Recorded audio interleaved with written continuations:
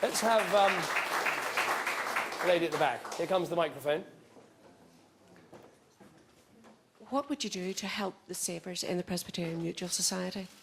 I think this is a really, really difficult question because, on the one hand, there is a sort of technical reason why the savers in the Presbyterian Mutual Society haven't been helped, because that society wasn't regulated by the Financial Services Authority, so it was outside the rules that were operating in the rest of the United Kingdom, and that's why they're not being helped. But I do understand the real sense of unfairness that people feel, because they look at, say, the Dunfermline Society in Scotland, or they look at Northern Rock, or they look at other organisations, they say, hold on, we're all part of the United Kingdom, we're all part of this family, why is this financial organisation not being helped? And so I think the government needs to look again. You will have noticed, this country is completely strapped for cash. We are borrowing 12.5% of our national output. I cannot stand here and make spending promises. But what I can tell you, if I was the Prime Minister of the United Kingdom, I would have a really good look as to whether we are treating these people fairly. Because I think they do have a case to say, hold on a second, this is a UK organisation. Guarantees should be extended to it rather than to other organisations. And it was the very extension of the guarantee to the other financial organisations that actually caused its difficulties. So I think there's a real case for the Prime Minister to look again, and I would urge him to do so. Let's have the lady here in white shirt. Alan Duncan is an MP on BBC said, if you read that Miss California is murdered, you will know that it is me. Miss California is Carrie Prejean, who is an evangelical Christian, and that is why those comments were made. Is this an acceptable comment for a Conservative MP? And before you say this is nonsense, I have it here in this paper. I think the quote you are reading out is accurate. I think the moral of the story is that politicians should be very careful before trying to make jokes. Because I think that's what Alan was doing. He was making a light-hearted, it was meant to be a throwaway, light-hearted reference, but these things are not taken in that way. He was appearing on Have I Got News for You, a programme that, as far as I can see, I think only Boris Johnson has made a success of as a politician.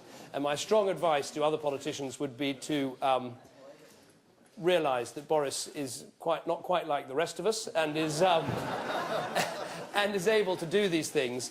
And even if it results in the humiliation that Roy Hattersley suffered when he said yes to going on the programme and then actually decided not to go on the programme, and instead of having Roy Hattersley, they just put a tub of lard on the chair. I would recommend that is probably the right way to treat Have I Got News for You, and as a result, those remarks wouldn't have been made. I don't think it's acceptable to talk about murder. We've seen enough of murder. I know. I don't mean to make light of it, but I know what he was trying to do was make it was a light-hearted reference. But politicians do have to be careful about what they say, and things that can be said in jest can be taken out of context, and we all have to think about that before we open our mouths. Lady at the back. The recent budget's been in place for nearly 2 months now. Sorry, what's been in place? I missed the beginning. The recent budget has been in place for nearly 2 months now. Has your view changed at all, and what major adjustments would you have made? I think the budget was a disaster from start to finish, quite frankly. Basically, because at the heart of it was a complete deception. The deception was this, that the government announced this enormous mountain of debt, this vast budget deficit, borrowing 12.5% of our national output. Remember, the last time we went bust in 1976, we went to the IMF, we were only borrowing 7%. So this is almost twice as bad. So the deception was, don't look at this enormous mountain of debt. Don't look at this appalling deficit. Instead, look at this 50p tax rate. Isn't that a clever bit of class politics to make everyone feel better? But everyone knows you're not going to solve the mountain of debt with the 50p tax rate. So it was a complete deception. And I think actually what the government needed to do was, instead of treating everyone like idiots, which is, I think, one of Gordon Brown's problems, that he always does this, instead of treating us all like we're stupid and we're just going to think, oh, it's all fine, we've got a 50p tax rate coming, never mind the fact that we've got all this debt. Instead of treating us like that, they should have had a grown-up conversation with the country and said, we cannot go on with this deficit, that it is going to hold back the recovery. that it's going to mean pretty soon we're spending more on interest on what we've borrowed than on educating young people. And if the government, I think, had stood up straight to people and said, instead of increasing public spending, we're going to have to reduce the plans that we had to do that, instead of coming up with fanciful figures about how the economy is going to grow in the future, we're going to tell you straight about how difficult it's going to be to start reducing that deficit.